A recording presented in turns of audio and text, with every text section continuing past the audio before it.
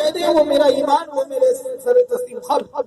لیکن حضور نے آگے کبھی کبھی کچھ بات تڑپ کے لیے لگن کے لیے بیان کر دیا. فرمایا تورک بالقرآن فإنه كلام اللہ وخرج منه.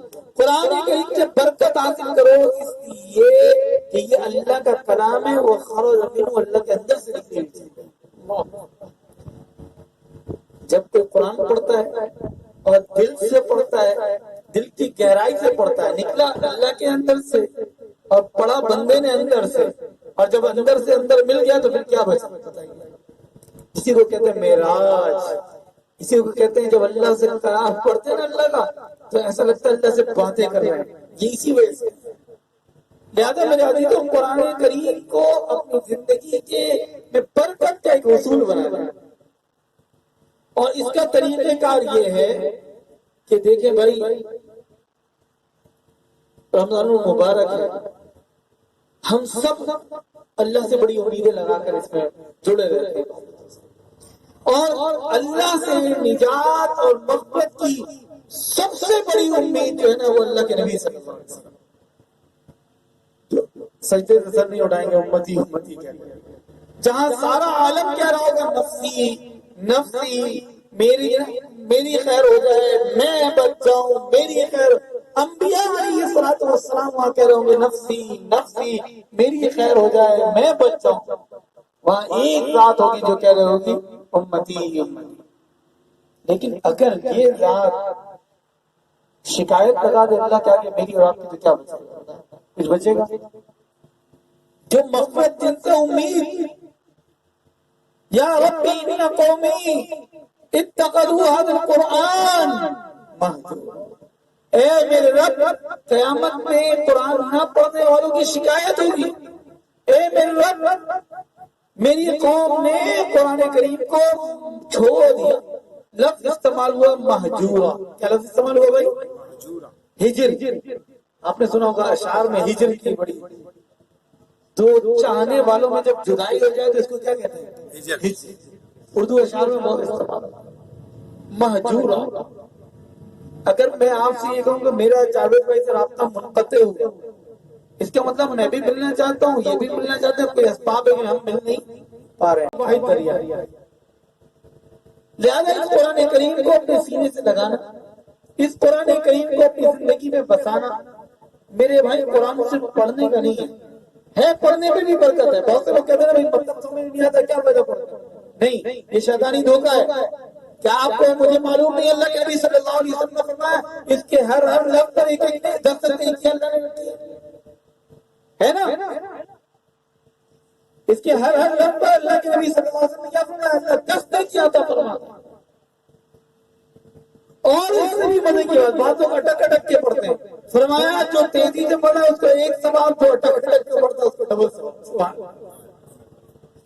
جو لوگ ہوتے ہیں نا خانے میں کسی کو مارا دیجیے نا تو وہ تھوڑا سا پڑھنے میں ایسے حافظ آپ کو مارتے ہیں، پکڑا دیتے ہیں، کوئی بات اٹک اٹک کے.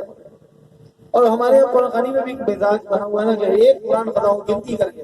بھائی کوئی بات نہیں، آدھا پڑھا 3 دفعہ قل اللہ ہی پڑھ دیا، قرآن کا ثواب مل گیا. جتنا پڑھ دیا وہ اللہ کے آگے پیش کیا. یہ گنتی کر کے نہیں. آج ہمارے یہاں گنتیوں کا بڑا رواج ہے. ایک بزرگ کا واقعہ اسی میں گنتی میں یاد ہے. وہ بیٹھے اپنے روڈ کے کنارے ان کی بنی ہوئی تھی جگہ، وہاں عبادت کرتے تھے. دیا ٹائپ کا ہوتا ہے نا لوگوں کا جیسے. تو ایک آدمی اترا، بیل گاڑی سے اترا، اور اس نے ان کو کچھ اشرفیاں دی. اور اشرفیاں ایسے دی اس نے گاڑی والے کو پوری تھیلی ایسے کرے پکڑا دی. اس نے کہا بھائی گن کے دے دو. تو اس مسافر نے کہا اپنوں سے کیا گنتی؟ کیا کہا؟ اپنوں سے کیا گنتی؟ اس بزرگ کے کان میں آواز پڑی. وہ بڑی سی تصویریں کے پڑھ رہے تھے. انہوں نے اسی وقت تصویر توڑی اور دانوں کے اوپر انگلی ایسے ادھر ادھر گھماتے بولے اپنوں سے کیا گنتی، اپنوں سے کیا گنتی. سمجھ میں آئی بات نہیں آئی؟ ارے اللہ کو گن گن کے 33 دفعہ یہ تو حضور نے بتایا کم سے کم مقدار ہے. ورنہ جتنا پڑھو لیٹے ہوئے بولو سبحان اللہ سبحان اللہ و بحمدہ سبحان اللہ العظیم، چل رہے بولو الحمدللہ اللہم لک الحمد و لک الشکر اللہ اکبر کبیرہ. بولتے جاؤ، اللہ سے بغیر گنتی کے رابطہ کرو. جو گن گن کے دیتا ہے اور گن گن کے لیتا ہے. اللہ سے گننے کا معاملہ ختم ہونا چاہیے. اللہ سے گننے کا معاملہ. بہت سے لوگ کہتے ہیں ہم مسجد میں دیں گے 1000. کتنا دیں گے بھائی؟ 1000. صحیح ہے. تنخواہ یا انکم یا کاروبار تھا جس سے کماتے تھے 1,00,000 روپے. مسجد میں کتنا دیں گے ہم؟ 1,000. 2,00,000 کما رہے ہیں تب بھی کتنے ہی دے رہے ہیں؟ کیونکہ مسجد والے نے کتنا وعدہ کیا ہے؟ 1,000 کا تو 1,000 دیتے ہیں. نہیں، مسجد مدرسے دینی اداروں سے وعدہ کرو پرسنٹیج. اس کا وعدہ کرو. مسجد میں ضرورت تھی امام صاحب کو تنخواہ دینے میں، آپ کے پیسے استعمال ہوتے تھے 1%. کتنے؟ اب ضرورت پڑی ہے امام صاحب کو، فرض کرے یا مسجد میں کوئی زیادہ کام آ گیا ہے، ڈبل کام آ گیا ہے، آپ نے 1% کا وعدہ کیا ہے. 1,00,000 کے کاروبار میں 1% کتنا ہوا؟ 1,000. ہم مسجد میں ضرورت کتنی پڑی اللہ کے گھر میں؟ 2,000 کی. آپ کا کاروبار کتنا ہو جائے گا؟ 2,00,000 کا. اور آپ کتنا دو گے؟ 1% کیوں بنے گا؟ کتنا؟ 2,000. اللہ سے پرسنٹ پہ بات کیا کرو بھائی. اللہ سے کس پہ بات کرو؟ اپنے کاروبار کو بڑھانا ہے تو پرسنٹ پہ سودا کرو اللہ سے. اپنے کاروبار میں اللہ کو پارٹنر بناؤ، اللہ کو شریک بناؤ. اور یہ ایسا شریک ہے خدا کی قسم جس چیز میں مل جائے شریک ہو جائے اس میں نقصان کا تصور بھی نہیں. اور اگر اللہ تبارک و تعالی کے کاروبار کرنا ہے تو قرآن کریم کے ساتھ کسی مدرسے میں کسی بچے کی ذمہ داری لو، کسی حافظ قرآن کی ذمہ داری لو. ایک بچہ میں آپ اگر حفظ نہیں کر سکے، آپ نے اپنے بچے کو کسی وجہ سے حفظ نہیں کرا سکے، اس کا ثواب تو کم از کم مل سکتا ہے نا ایک بچے کی ذمہ داری. اس سے کیا ہوتا ہے؟ معاشرے کے اندر مجھے ایک ایسا صدقہ جاریہ ملتا ہے. یہ میرا یقین ہے، میرا ذاتی طور پہ یہ یقین ہے کہ جس آدمی نے اخلاص سے کسی کو بھی، چاہے اپنا بچہ اور کسی کا بچہ حافظ بنا دیا، قیامت تک اس کے لیے صدقہ جاریہ ہو جائے. آج اس حافظ قرآن نے جو سنایا کسی مدرسے میں پڑھا ہوگا، وہاں کسی نے پانی لگوایا، کولر لگا دیا ہوگا، کسی نے پنکھا لگا دیا ہوگا، کسی نے دری دے دی ہوگی. آج یہ سنا رہا ہے کہیں پہ اگر 10 بچوں کو پڑھا دے، ان 10 میں سے کوئی ایک بھی آگے 20 کو پڑھا دے، ان 20 میں سے 200 کو پڑھا دے، آپ بتائیے رک سکتے ہیں اس ثواب کو؟ قرآن کا ثواب ایسا ہے، قرآن پڑھنے پڑھانے کا ثواب ایسا ہے جو انشاءاللہ اللہ کی ذات سے یقین ہے قیامت تک یہ سلسلہ چلے گا. تمہیں عزیزو بات تو دوسری طرف چلی جائے گی. تو ہم پہلا مرحلہ تو یہ عرض کیا کہ قرآن حفظ کریں. اگر یہ نہیں کر سکتے، آپ میں سے کسی کی جب شادی ہوتی ہے نہیں بیاری بچے کی، ظاہر سی بات ہے بیچارہ جوائنٹ فیملی میں رہتا ہے، 120 گز کا مکان، 3 کمرہ، تینوں بھائی اور لانچ میں سویا ہو رہتا. اب شادی ہو گئی، اس کو کمرہ مل گیا، بیچارہ دادا وقت اپنے کمرے میں لیٹے گا، اٹھے گا اپنے کمرے میں. کبھی نکلا اور اماں کو سلام کیے بغیر چلا گیا. سب پہ آئے گا وقت، جو نہیں آیا اس پہ بھی آئے گا، جو کیا وہ بھگتا ہوا.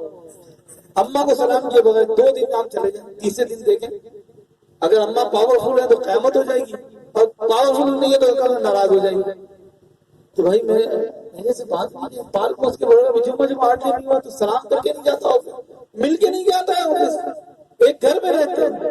ایک ماں 2 دن کیا 1 دن سلام کر کے نہ جائے کتنا ناراض ہوتی ہے.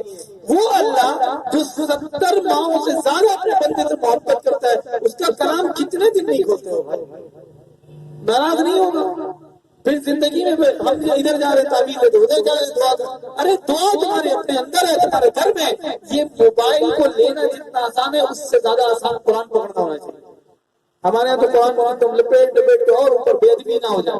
ارے ایسا ادب کیا کہ پڑھنے کے لیے بھی سوچنا پڑا.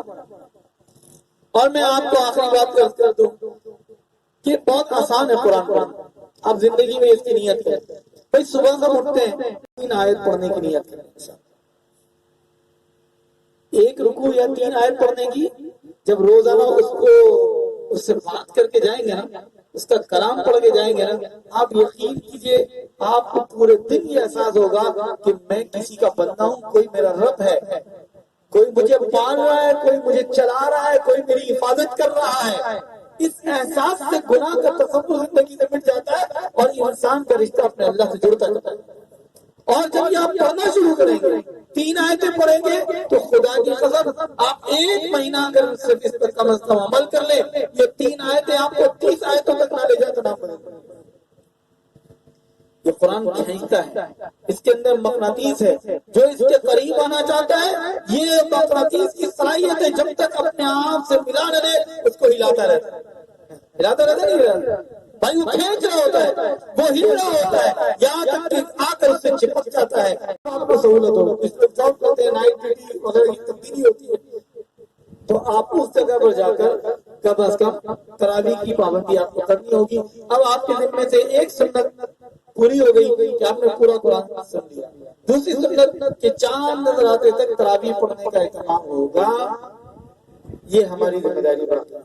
سب اس کی نیت کرتے ہیں تو 2 باتوں کی نیت ہو گئی. ایک تو ہم قرآن یا تو حفظ شروع کر دیں 1 آیت روزانہ یا 2 دن میں 1 آیت. کم سے کم درجہ یہ ہے کہ ہم 3 آیتیں روزانہ پڑھیں گے. دیکھ کر سب پڑھیں گے نا انشاءاللہ. اور انشاءاللہ اللہ تعالیٰ سے آخری عمل یہ کہ اللہ سے ہم دعا کریں گے قرآن کی محبت عطا فرما, قرآن پر عمل عطا فرما. جب پڑھیں گے تو انشاءاللہ عمل کی بھی توفیق ہو جائے گی. اللہ پاک مجھے اور آپ کو عمل کی توفیق عطا فرما.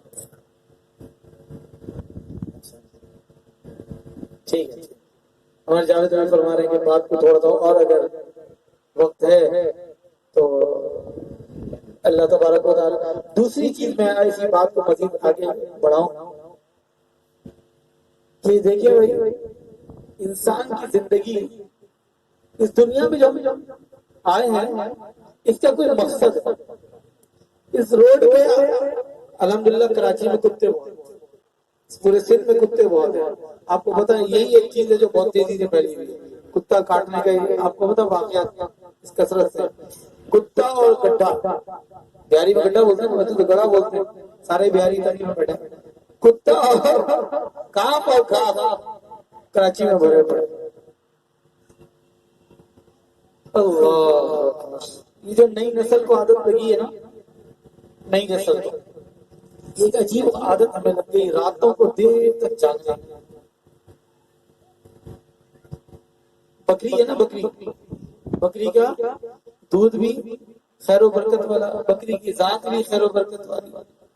انبیاء علیہ الصلوۃ والسلام کو ہی تربیت کے لیے کیا جتنے بھی نبی آئے سب نے کیا چرایا, بکری.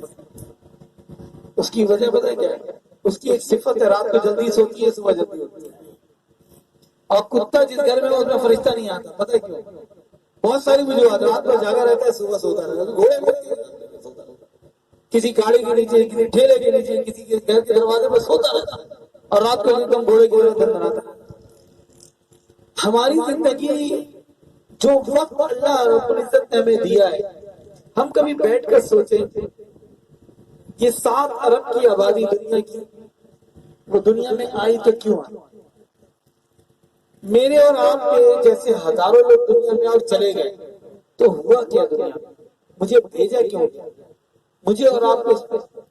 اچھا چلیے سامنے کوئی باڑا ہو, ہم وہاں چلتے ہیں, ایک گائے وہاں پیدا ہوئی, اس نے دودھ دیا, بچے دیے, کھائے پیے, کھایا پیا, دودھ دیا, بچے دیے اور مر گئے.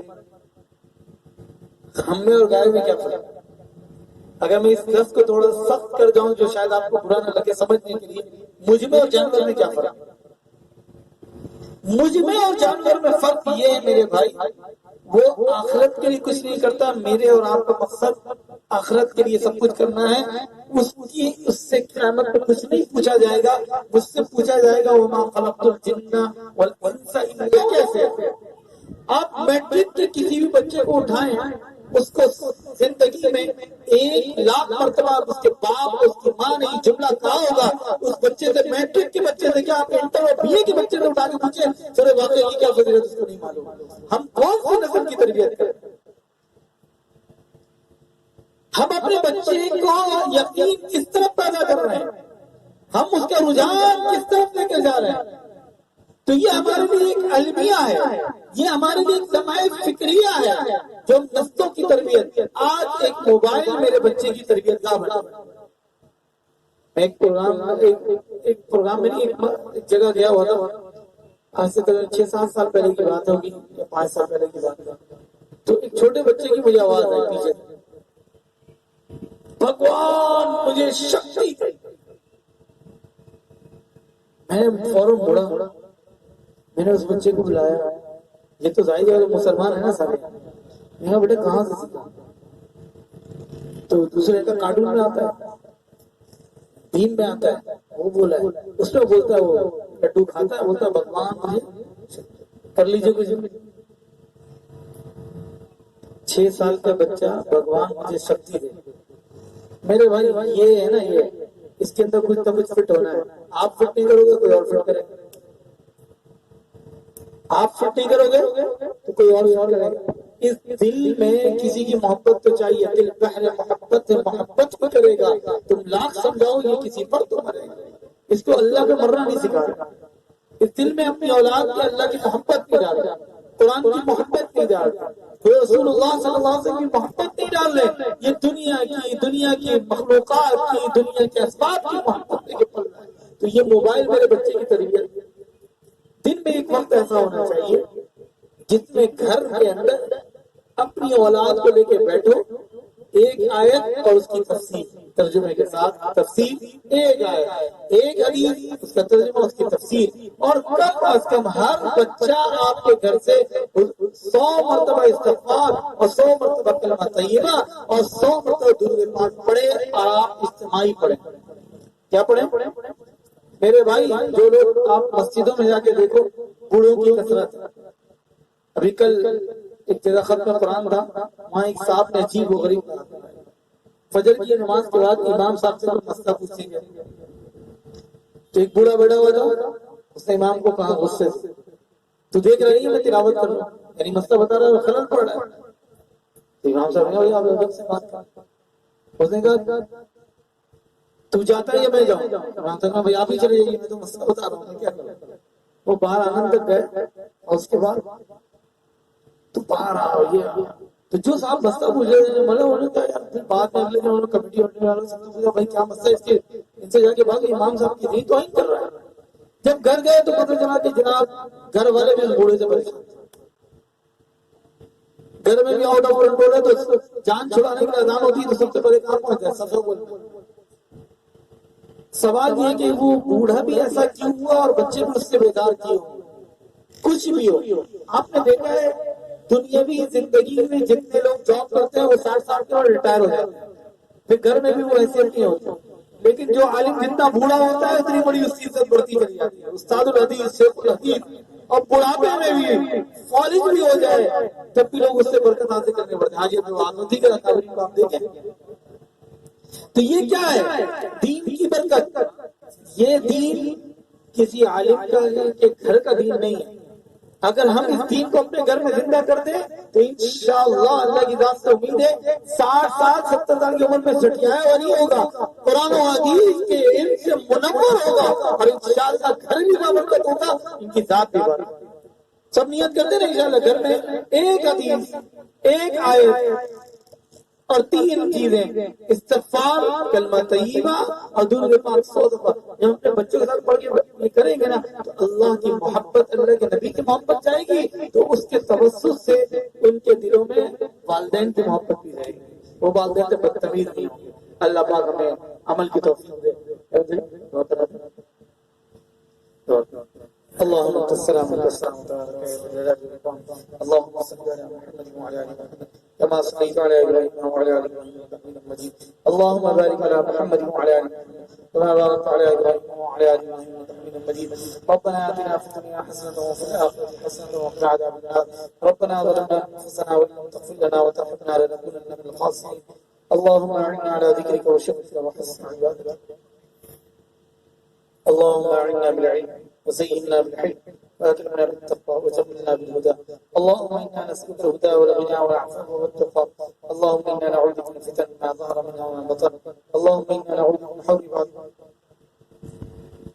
اللهم اجعلنا شاكرين لنعمتك مقصدين بها قابلين واتم علينا يا حي يا قيوم برحمتك نستغيث اللهم اكفنا بحلالك عن حرامك واغننا بفضلك عمن سواك يا حي يا قيوم برحمتك نستغيث اے اللہ یہ جو کلام پاک تراویح بچوں نے پورا سنایا ہے، اے اے اللہ اس میں جو کمی کوتاہیاں ہو گئی اللہ اس کو معاف فرما، اے اللہ درگزر فرما دے، اے اللہ اس تمام کو پڑھنے کو سننے کو اپنے دربار میں قبول و مقبول فرما، اے اللہ اس تمام کا ثواب ہم آقا دو جہاں حضرت محمد مصطفیٰ صلی اللہ علیہ وسلم کی بارگاہ میں پیش کرتے ہیں، اللہ قبول فرما، اے اللہ تمام انبیاء کرام کی بارگاہ میں پیش کرتے ہیں، اللہ قبول فرما، اے اللہ تمام صحابہ کرام رضوان اللہ تعالی علیہم اجمعین کی بارگاہ میں پیش کرتے ہیں، قبول فرما، تمام اولیاء کرام بزرگان دین اے اللہ جتنے بھی اس دنیا سے رخصت ہو گئے اللہ تمام کو اس کا ثواب عطا فرما، اے اللہ حضرت آدم علیہ السلام سے لے کر قیامت تک آنے والے مسلمانوں کو اس کا ثواب عطا فرما،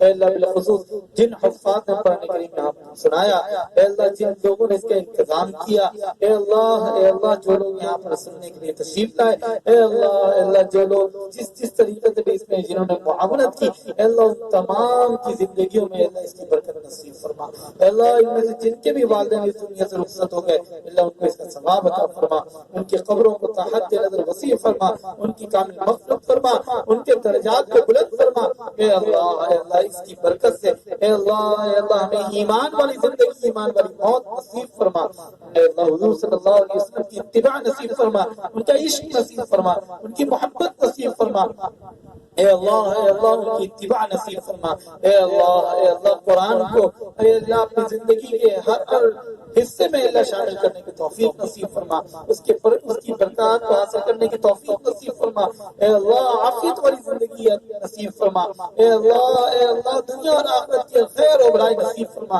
اے اللہ بیماروں کو شفا دائم و مستقل عطا فرما، بالخصوص ہمارے جاوید بھائی کو اے اللہ شفا کاملہ دائم و مستقل عطا فرما، یہاں جو لوگ موجود ہیں ان کے عزیز و قارب رشتہ والدین میں جو بیمار ہیں میری والدہ کے لیے بھی دعا فرمائے، اے اللہ ان کو بھی صحت و تندرستی نصیب فرما، یہاں جو لوگ موجود ہیں ان کے والدین کو عزیز و قارب رشتہ میں جو بیمار ہیں ان کو صحت و تندرستی نصیب فرما، اے اللہ جو پریشان ہیں ان کی پریشانی کو دور فرما، اے اللہ بالخصوص افغانستان میں کشمیر میں فلسطین میں اور شام اور عراق اور لیبیا اللہ جہاں جہاں مسلمان پریشان ہیں اللہ ان کی پریشانی کو دور فرما دے، اے اللہ بالخصوص یہاں جو لوگ موجود ہیں اے اللہ ان میں جو پریشان ہیں ان کے عزیز و قارب رشتہ والدین میں جو پریشان ہیں اللہ ان کی پریشانی کو دور فرما، اے اللہ جو بے اولاد ہیں ان کے لیے نیک و صالح اولادیں عطا فرما، جن کی اولادیں ہیں ان کو نیک و صالح تربیت کرنے کی توفیق نصیب فرما، اے اللہ جو محروم ہیں ان کے قرض کی ادائیگی کی صورت پیدا فرما، جو رزق کی تنگی میں مبتلا ان کے رزق میں کشادگی نصیب فرما، اے اللہ جن کے کاروبار ان میں خیر و برکت نصیب فرما،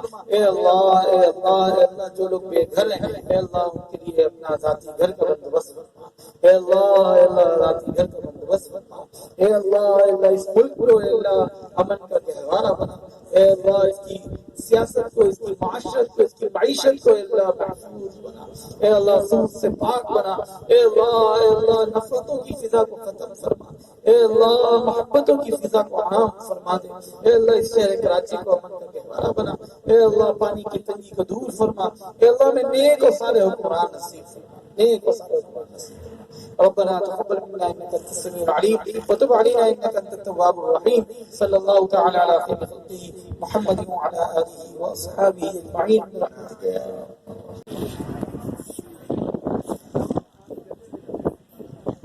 دوستو آج ہمارے یہاں گھر میں ختم قرآن کا پروگرام تھا، 10 روزہ تراویح تھی، ماشاءاللہ آج ختم قرآن ہو گیا، آپ نے بیان سنا اور اب ماشاءاللہ کھانے کا سسٹم شروع ہونے سے رہا ہے،